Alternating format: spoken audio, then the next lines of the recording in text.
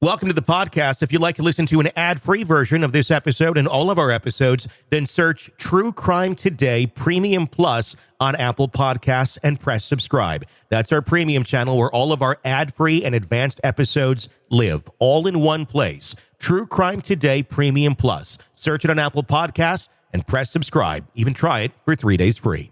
You're about to take a deep dive into one of the biggest true crime cases in the universe. Or, at least, on our part of the planet. From the Hidden Killers podcast and True Crime Today. In the murky and tangled world of high-profile courtroom dramas, the stakes are never just about a single verdict. They're about public trust, about the very foundations of the justice system. When those foundations are shaken by mishandling, missteps, or outright manipulation, the consequences stretch far beyond a courtroom, threatening to unravel years of work, destroy lives, and shatter the trust we place in those meant to uphold the law. Such is the case with convicted fraudster Russell Laffitte and disgraced lawyer Alex Murdaugh, two men whose stories are intertwined not only by their crimes, but by the potential failures of the judicial process. The latest developments in their legal sagas reveal the critical importance of ensuring that every aspect of a trial is handled with the utmost care and integrity. Because when that doesn't happen, when even small cracks appear in the process, entire verdicts can collapse under the weight of legal appeals. For those following the story closely, Alex Murdaugh has become a household name, synonymous with corruption, deceit, and murder. Once a powerful lawyer in South Carolina, he fell spectacularly from grace following the brutal murders of his wife, Maggie, and younger son, Paul, in June 2021. But the deaths were only part of a much larger, darker narrative. Murdaugh was also involved in financial crimes of staggering magnitude, swindling millions from clients with the assistance of his longtime confidant and banker, Russell Laffitte. By the time Murdaugh was convicted of the murders, the intricate web of his deceit had become a media sensation, leaving the public shocked and appalled. Yet now, with a new twist in the story, it's not just the crimes that are grabbing headlines, but the possibility that legal errors might upend the very convictions that seemed so certain.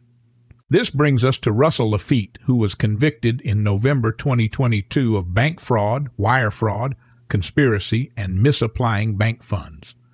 He played a pivotal role in helping Murdaugh funnel money from clients who desperately needed the settlements they were owed, money that was siphoned off through shady deals and deceitful practices. For his involvement, Laffitte was handed a 7-year prison sentence, a punishment many believe fitting for his role in Murdaugh's elaborate financial schemes. However, what followed in the days after his conviction has now become the center of his legal appeal and may lead to the entire trial being thrown into question. At the heart of Laffitte's appeal lies a contentious issue that every judge, lawyer, and defendant fears: jury tampering and dismissal. It all started with a controversial 11th-hour decision by U.S. District Court Judge Richard Gergel, who made the choice to dismiss 2 jurors during deliberations.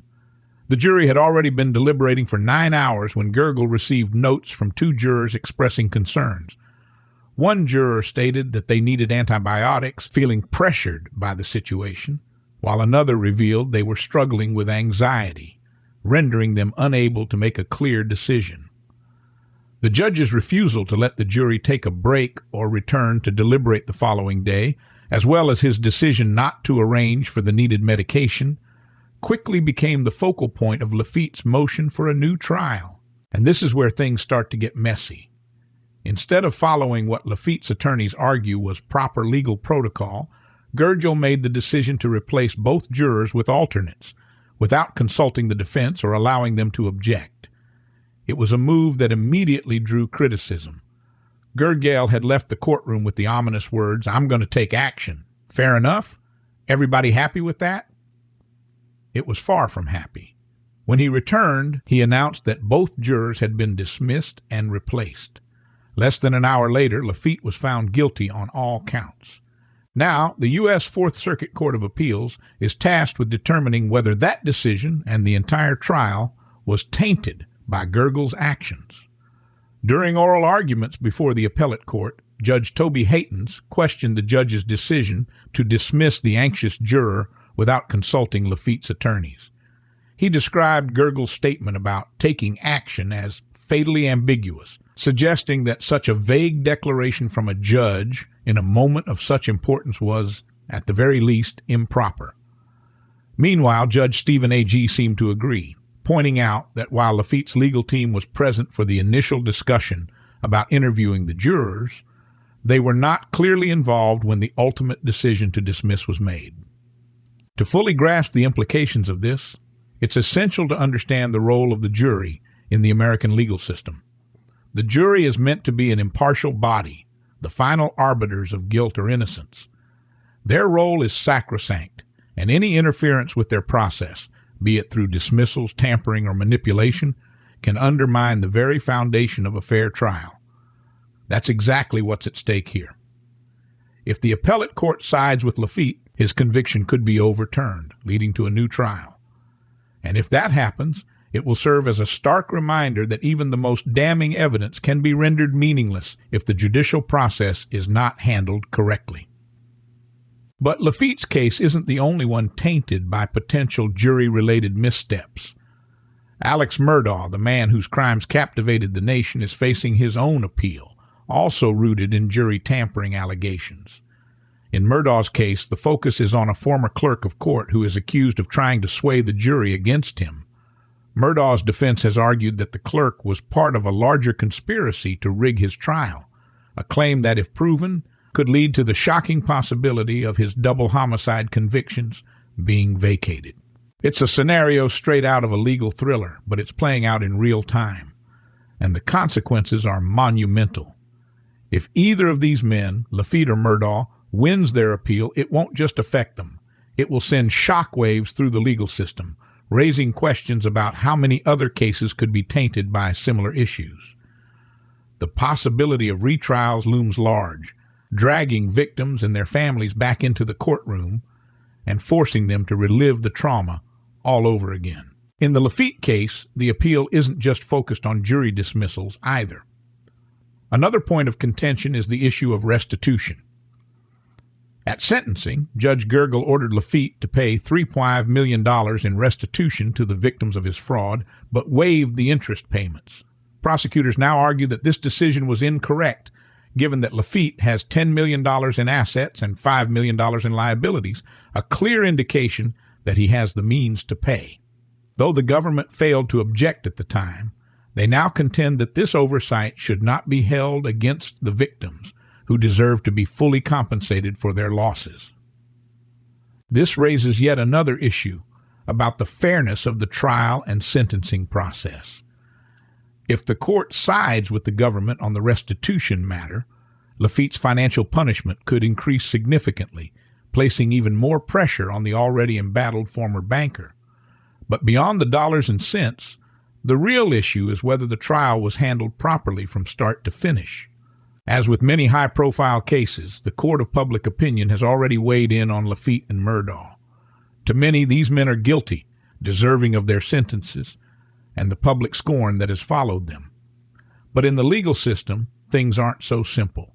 The law demands that every defendant, no matter how damning the evidence, be given a fair trial. And if that process was compromised in any way, the consequences can be devastating. Looking forward, the appellate court's decision on Laffitte's case will set a precedent not just for him, but for how future cases involving jury tampering and dismissals are handled.